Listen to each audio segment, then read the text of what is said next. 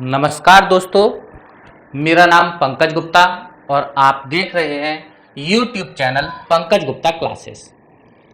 दोस्तों, आज की क्लास में हम लोग उत्तर वैदिक काल का राजनीतिक जीवन किस तरह का था, समाज किस तरह का था, इस पर हम लोग आज चर्चा करने वाले हैं। दोस्तों, उत्तर वैदिक काल का जो इंट्रोडक्शन था वो मैं पिछली क्लास में दे चुका हूं। आप लोग देखना चाहें तो मेरे चैनल पर आपको वीडियो मिल जाएगी, साथ के साथ नीचे डिस्क्रिप्शन में भी उसका लिंक आपको मिल जाएगा। दोस्तों, आज हम लोग पढ़ने वाले हैं उत्तर वैदिक काल में राजनीतिक जीवन। तो उत्तर वैदिक काल दोस्तों, मैंने आप लोगों को यह बताया था कि जो 1000 BC से लेकर 500 BC के बीच का जो समय काल है, इस समय काल को ही हम लोग बोलते हैं उत्तर वैदिक काल।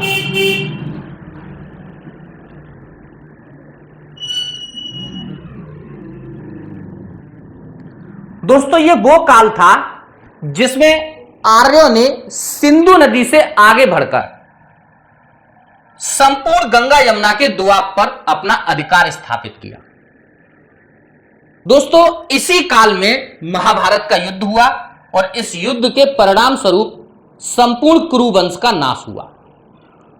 तो दोस्तों, ये जो समय काल है 1000 BC से 500 BC के बीच का, इसे हम लोग उत्तर वैदिक काल बोलते हैं, जिसके ऊपर हम लोग पिछली क्लास में चर्चा कर चुके हैं। दोस्तों, हमको पढ़ना यह है कि इस समय काल में आर्यों के राजनीतिक जीवन में क्या परिवर्तन आया और उसका हमारे समाज पर क्या प्रभाव पड़ा। तो सबसे पहले हम लोग चर्चा करते हैं राजनीतिक जीवन पर। तो हम लोगों ने पढ़ा था दोस्तों, वैदिक काल जो 1500 BC से 1000 BC के बीच का समय काल था, उस काल में जो समाज था वो पूर्णतः कबीलाई समाज था और उस कबीले का जो प्रधान होता था उसे राजन कहा जाता था और राजन सामान्यतः एक चुना हुआ व्यक्ति होता था। दोस्तों, यह घटना कब तक की है? 1000 BC के आसपास तक की। लेकिन 1000 BC से 500 BC के बीच में राजनीति में बहुत सारा परिवर्तन आया। अभी मैंने आपको बताया उत्तर वैदिक काल में जो राजन होता था, होती थी, जिसे हम लोग समिति कहते थे, वो संस्था राजन का चुनाव करती थी। लेकिन दोस्तों, मैंने आप लोगों को यह भी बताया था पिछली क्लास में कि उत्तर वैदिक काल में भूमि का महत्व बहुत ज्यादा बढ़ गया था लोहे की खोज की वजह से, और उसकी वजह से भूमि को लेकर के आपसी झगड़े भी शुरू हो चुके थे कबीले में। और इसी झगड़ों में एक भरतवंशी जो कबीला था वो सबसे श्रेष्ठ कबीला बना और उसी से भरतवंशी और कुरुवंशियों से मिलकर के कुरुवंश का स्थापना हुई थी। तो दोस्तों, इस उत्तर वैदिक काल में क्या हुआ, जो राजा का पद अभी तक चुने गए व्यक्ति के आधार पर होता था, अब वो पद वंशानुगत हो गया। यानी राजा का जो बड़ा बेटा था वही राजा बनेगा, यह प्रथा इस काल में आकर के शुरू हो गई। दोस्तों, ऐसा हुआ कैसे, पहले आप लोग इस बात को समझ लीजिए। वैदिक काल में मैंने आपको यह बताया था कि जब भी युद्ध होता था तो उस युद्ध में जो वस्तुएं लूटी जाती थी उस पर पहला हक राजन का होता था। तो स्वाभाविक सी बात थी, राजन इस वजह से दिनों दिन शक्तिशाली होता गया और जैसे जैसे राजन शक्तिशाली होता गया उसने इस सिस्टम को ही परिवर्तन कर दिया। धीरे धीरे जब राजन शक्तिशाली होता गया तो उसने क्या किया, सभा और समिति नाम की जो दोनों संस्थाएं थीं उनको समाप्त कर दिया या उनकी शक्ति को बहुत ज्यादा कमजोर कर दिया, जिसकी वजह से राजन का जो पद था वो वंशानुगत हो गया और राजा का जो बेटा था वो अब राजा बनने लगा था। दोस्तों, इस बात की जो पुष्टि है वो महाभारत से भी होती है। आपको यह पता होगा कि महाभारत में धृतराष्ट्र और पांडु दोनों भाई थे और नियम अनुसार, क्योंकि राजा का बड़ा बेटा राजा बनता था, तो नियम अनुसार धृतराष्ट्र को राजा बनाया जाना था, लेकिन धृतराष्ट्र की जगह पांडु को राजा बना दिया गया और इसी वजह से आगे जाकर के समस्याएं उत्पन्न हुई और कौरव और पांडवों का युद्ध हुआ। दोस्तों, इस युद्ध से ही पता चलता है कि जो राजन का पद था वो इस काल में आकर के वंशानुगत हो चुका था और राजा का जो बड़ा बेटा था वो ही राजा बने, यह सिस्टम समाज के अंदर बन चुका था। तो दोस्तों, राजनीति में सबसे पहला परिवर्तन तो यही आया कि राजा का जो पद था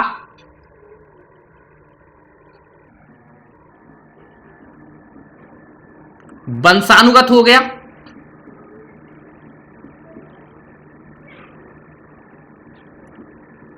और दूसरा सभा दूर हो गई।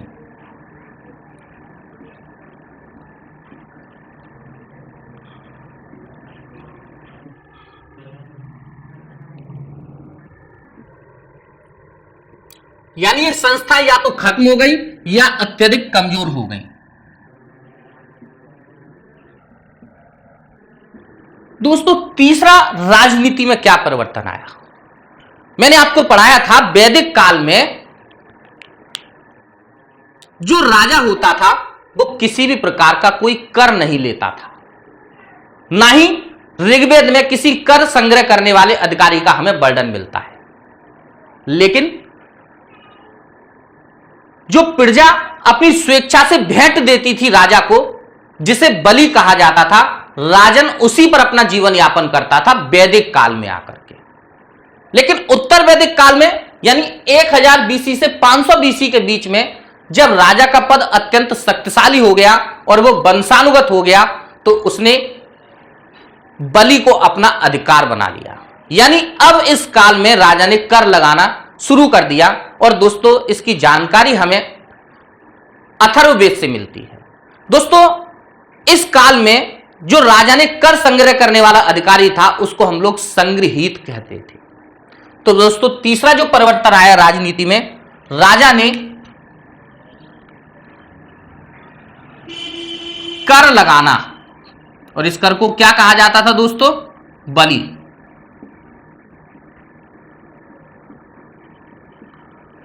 अपना अधिकार बना लिया।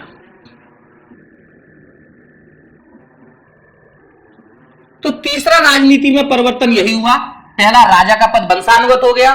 दूसरा, सभा और समिति जैसी जो संस्थाएं थी जो राजा पर नियंत्रण रखने का काम करती थी, इस काल में आकर के संस्थाएं कमजोर हो गई और या तो समाप्त हो गई या फिर इतनी कमजोर हो गई कि उसका राजा पर नियंत्रण समाप्त हो चुका था। तीसरी दोस्तों, वैदिक काल में राजा कोई कर नहीं लगाता था, प्रजा स्वेच्छा से भेंट देती थी। इस काल में राजा ने अपना जो कर लगाना था वो अपना अधिकार बना लिया और कर संग्रह करने वाला एक अधिकारी भी नियुक्त कर दिया जिसका नाम था संग्रहीत। तो दोस्तों, ये क्वेश्चन पूछा जा चुका है, उत्तर वैदिक काल में कर संग्रह करने वाला अधिकारी कौन था? तो कर संग्रह करने वाला अधिकारी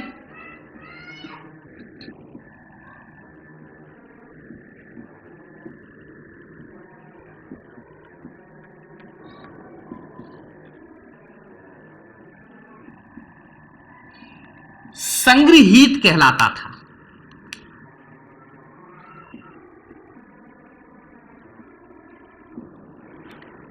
दोस्तों, वैदिक काल में भी कोई कबीले की स्थायी सेना नहीं थी, यहां भी कबीले की कोई स्थायी सेना नहीं थी। यानी इस काल में भी कबीले की कोई स्थायी सेना नहीं थी। युद्ध के समय जो कबीले के नवयुवक होते थे, जो ढाल और कुठार चलाना जानते थे, उन्हीं को ही कबीले में शामिल करके युद्ध लड़ा जाता था। तो दोस्तों, यहां भी कोई सेना स्थायी नहीं थी। ये 4 महत्वपूर्ण विशेषताएं थी उत्तर वैदिक काल की राजनीति की।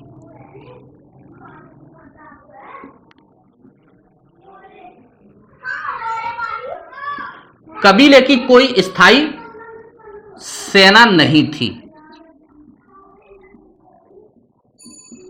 तो दोस्तों, ये थी उत्तर वैदिक काल की राजनीतिक जीवन की कुछ विशिष्ट बातें जो मैंने आपको बताई हैं। मेंस में भी दोस्तों क्वेश्चन पूछा जाता है तो आप इसी तरीके से पॉइंट बना करके आंसर लिख सकते हैं। अब बात कर लेते हैं उत्तर वैदिक काल का जो समाज था उसमें क्या परिवर्तन हुआ। दोस्तों, अब हम लोग चर्चा करते हैं उत्तर वैदिक काल में समाज में क्या परिवर्तन आया। तो हम लोगों ने पढ़ा था वैदिक काल जो 1500 बीसी से 1000 बीसी के बीच का था। उसमें हमारा जो समाज था वो 4 वर्ग में स्पष्ट रूप से विभाजित था, जिनमें क्षत्रिय, दूसरा वर्ग था ब्राह्मण, तीसरा वर्ग था वैश्य और चौथा वर्ग था शूद्र। लेकिन दोस्तों जो वैदिक काल था उस वैदिक काल में समाज 4 स्पष्ट रूप से विभाजित तो था, लेकिन इस वर्ण व्यवस्था का जो आधार था वो कर्म था। जो लोग समाज में या समाज की रक्षा करने का और युद्ध लड़ने का काम करते थे उनको क्षत्रिय कहा गया था। जो समाज को ज्ञान देने का काम करते थे उनको ब्राह्मण कहा गया। जो व्यापार करता था उसको वैश्य कहा गया और जो सेवा करता था उसको शूद्र कहा गया। आप ऋग्वेद को पढ़ोगे तो ऋग्वेद में यह बताया गया है कि एक ही परिवार के 4 सदस्य ये चारों हो सकते थे। यानी एक सदस्य क्षत्रिय भी हो सकता था, एक सदस्य ब्राह्मण भी हो सकता था, एक सदस्य वैश्य भी हो सकता था और एक सदस्य शूद्र भी हो सकता था। यानी ये चारों लोग एक ही परिवार में हो सकते थे। लेकिन उत्तर वैदिक काल में दोस्तों क्या हुआ, ये जो वर्ण व्यवस्था थी जो वैदिक काल में थी वो वैदिक काल में कर्म पर आधारित थी, ये वर्ण व्यवस्था अब जन्म पर आधारित हो गई। यानी क्षत्रिय का बेटा क्षत्रिय बनने लगा, ब्राह्मण का बेटा ब्राह्मण बनने लगा, वैश्य का बेटा वैश्य बनने लगा और शूद्र का बेटा शूद्र बनने लगा। दोस्तों इस काल में क्या था कि भूमि को लेकर के जब झगड़े शुरू हुए तो क्षत्रिय वर्ग का महत्व तो बहुत बढ़ गया और साथ ही साथ जो युद्ध में वस्तुएं लूटी जाती थी उस लूट में सबसे पहला हक राजन का यानी क्षत्रिय का होता था। दूसरा वर्ग यानी दूसरा हक पुरोहित का होता था यानी ब्राह्मण का हो गया। यानी मैं यह कह सकता हूं कि उत्तर वैदिक काल में ये दोनों वर्ग क्षत्रिय और ब्राह्मण दिनों दिन आर्थिक रूप से संपन्न होते गए, जिसका परिणाम यह हुआ कि जो ये व्यवस्था थी वर्ण व्यवस्था जो जन्म पर आधारित थी वो कर्म पर आधारित थी वो अब जन्म पर आधारित हो गई। दोस्तों क्षत्रिय का काम यानी राजा का बेटा पद जो था वंशानुगत हो गया, साथ ही ब्राह्मण का जो काम था वो यज्ञ करना था। दोस्तों इस उत्तर वैदिक काल में जो यज्ञ था वो इस संस्कृति का मूल माना जाता था। तरह तरह के यज्ञ होते थे और ये ब्राह्मण अपने यजमानों के लिए यज्ञ करते थे और उनके लिए देवता से आराधना करते थे। इन यजमानों से भारी मात्रा में इनको दान मिलता था और इस वजह से ये ब्राह्मण दिनों दिन शक्तिशाली होते गए, यानी पुरोहित का पद भी एक शक्तिशाली हो गया। दोस्तों मैं ये कह सकता हूं कि उत्तर वैदिक काल में क्षत्रिय और ब्राह्मण इन दोनों वर्ग में एका था, यूनिटी थी। क्षत्रिय ब्राह्मण को श्रेष्ठ बताता था और ब्राह्मण क्षत्रिय को श्रेष्ठ बताता था और इस यूनिटी की वजह से ही ये दोनों वर्ग समाज के शेष वर्गों पर अपना आधिपत्य स्थापित करने में सफल हो गए। दोस्तों जो तीसरा वर्ग था वैश्य, इसका काम था व्यापार करना और कृषि करना और इन तीनों चारों में एकमात्र वैश्य ही ऐसा वर्ग था जो कर चुकाता था और उसके चुकाए गए कर पर क्षत्रिय और ब्राह्मण दोनों अपना जीवन यापन करते थे। और चौथा वर्ग शूद्र था और इसका काम सेवा करना था। यह जो व्यवस्था थी ये अब जन्म पर आधारित हो चुकी थी। साथ ही क्षत्रिय, ब्राह्मण और वैश्य इन तीनों को उपनयन संस्कार का अधिकार था।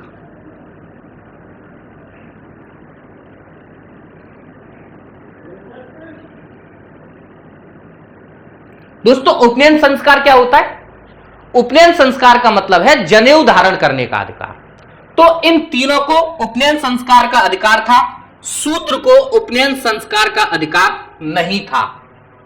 ना ही शूद्र किसी भी धार्मिक ग्रंथ की, वेदों की, पुराणों की पढ़ सकता था। गायत्री मंत्र भी पढ़ने का अधिकार शूद्र को नहीं था। दोस्तों ऐसा था हमारा उत्तर वैदिक काल का समाज। तो आप देखोगे वैदिक काल जो एक श्रेष्ठ काल माना जाता है आर्यों का, उस काल में कई सारी विसंगतियां उत्पन्न हुई और इसी वजह से इस काल को उत्तर वैदिक काल कहा जाता है।